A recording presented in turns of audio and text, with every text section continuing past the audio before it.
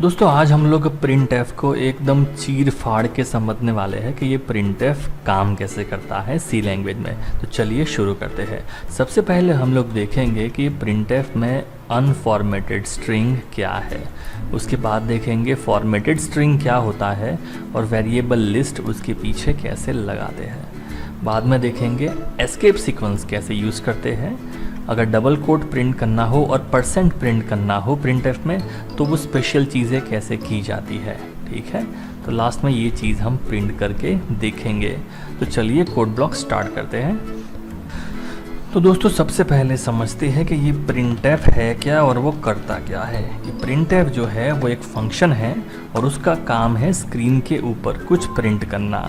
अब जो भी चीज़ यहाँ लिखोगे डबल कोट के अंदर उसको बोला जाता है स्ट्रिंग। याद रखिए डबल कोट में आप जो भी लिखते हो ये आपका हो गया स्ट्रिंग, और अगर आप कुछ सिंगल कोट में लिखते हो तो ये आपका हो गया कैरेक्टर। ये कैरेक्टर है, सिर्फ एक कैरेक्टर हो सकता है। एक से ज़्यादा कैरेक्टर हमारे पास है तो हम पूरा स्ट्रिंग बना सकते हैं।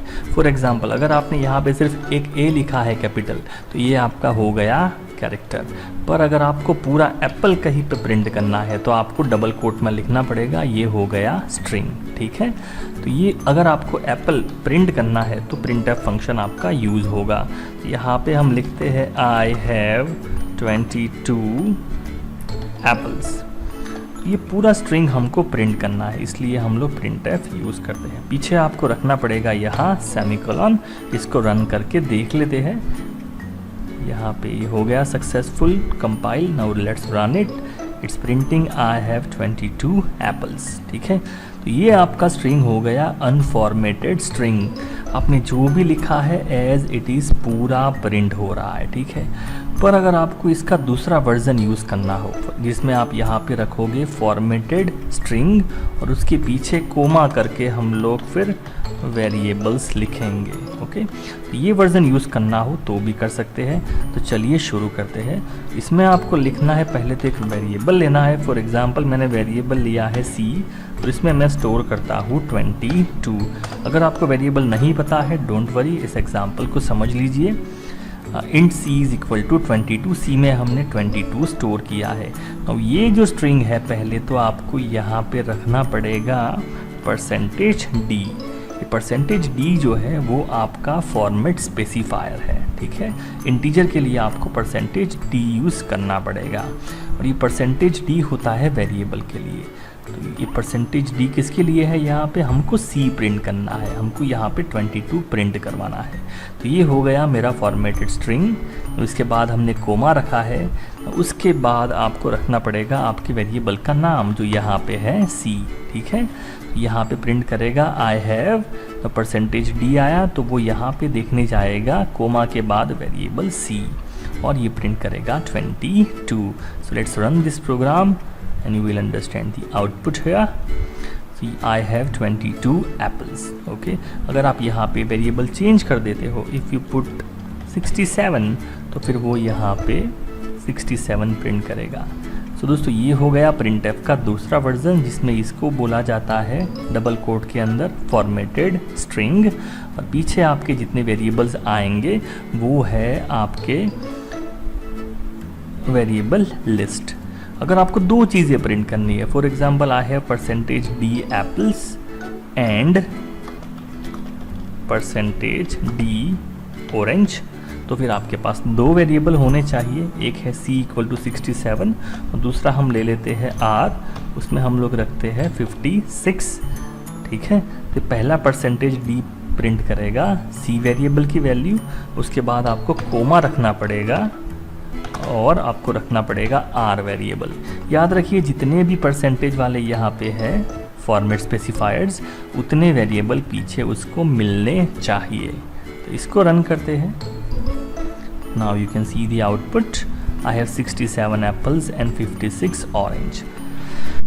अगर हमारे पास कोई डेसिमल वाली वैल्यू है, फॉर एग्जांपल फ्लोट पाई और उसकी वैल्यू है 3.1415 और आपको इसको प्रिंट एफ में प्रिंट करना है तो आपको परसेंटेज डी की जगह पे परसेंटेज एफ यूज़ करना पड़ेगा। तो फिर हम लोग लिखेंगे प्रिंट एफ। नाउ हमको प्रिंट करना है pi value is %f। Comma करना है आपको, और कौन सा वेरिएबल हमारे पास है, पाई। ये नाम आप कुछ भी दे सकते हो, मैंने यहाँ पे पाई दिया हुआ है, तो आपको यहाँ पे वो नाम लिखना है, पाई। ठीक है, इसको रन करके देख लेते हैं। तो देखिए यहाँ पे मैंने /n नहीं लिखा हुआ है ऑरेंज के बाद, तो फिर ये उसी लाइन में प्रिंट करता जाएगा पाई वाला स्टेटमेंट भी। ठीक है, इसको रन करते हैं।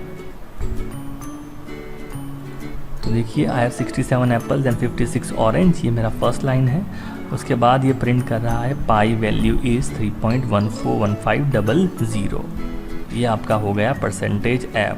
तो ये दूसरा वर्जन है प्रिंटेड का जो मैंने आपको बताया। पहले फॉर्मेटेड स्ट्रिंग और उसके बाद वेरिएबल्स, एक से ज़्यादा भी हो सकते हैं। ठीक है, इसके बाद का जो हमारा टॉपिक है वो है एस्केप सीक्वेंस, या तो हम उसको बोल सकते हैं एस्केप कैरेक्टर्स।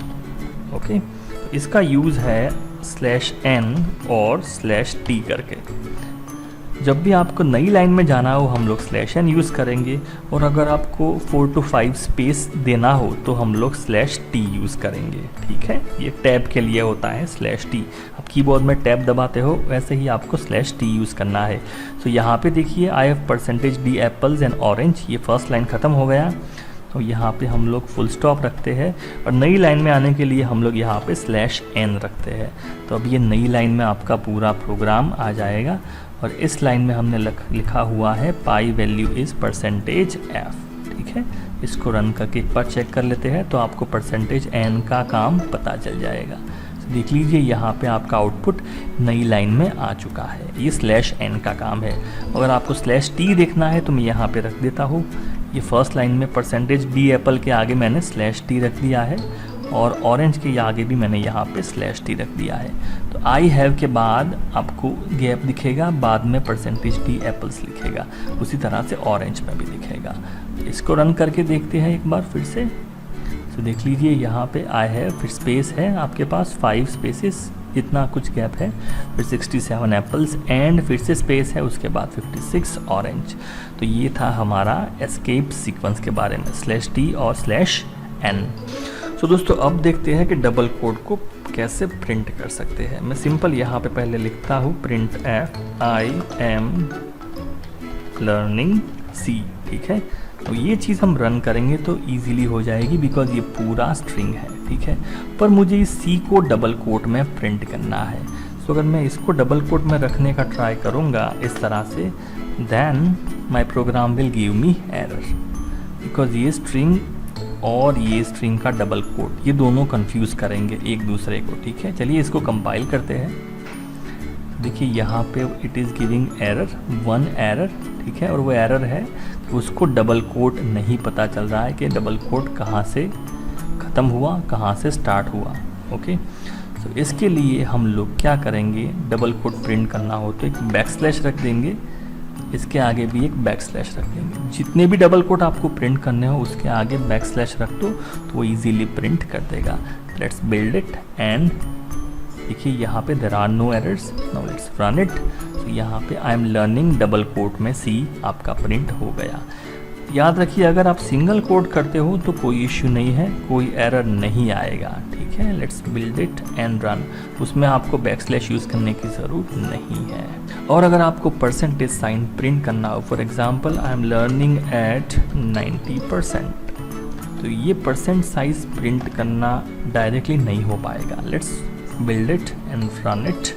देखिए यहाँ पे %साइन प्रिंट नहीं हो रहा है। और अगर आपको % प्रिंट करना हो तो सिर्फ आपको % साइन 2 बार रखना है। ठीक है, तो फिर आपका आउटपुट यहाँ पे आपको मिल जाएगा। देखिए यहाँ पे आई एम लर्निंग एट 90%। तो फ्रेंड ये था हमारा वीडियो printf को समझने के बारे में, अनफॉर्मेटेड स्ट्रिंग और formatted string, format specifiers, escape sequence और /n/t % और डबल कोट, ये सब चीज़ें आज हमने डिस्कस की हैं। तो अच्छे से उसको समझ ले। कोई भी कन्फ्यूज़न है तो नीचे कमेंट करें, I will definitely answer, and please subscribe to our channel. Thank you.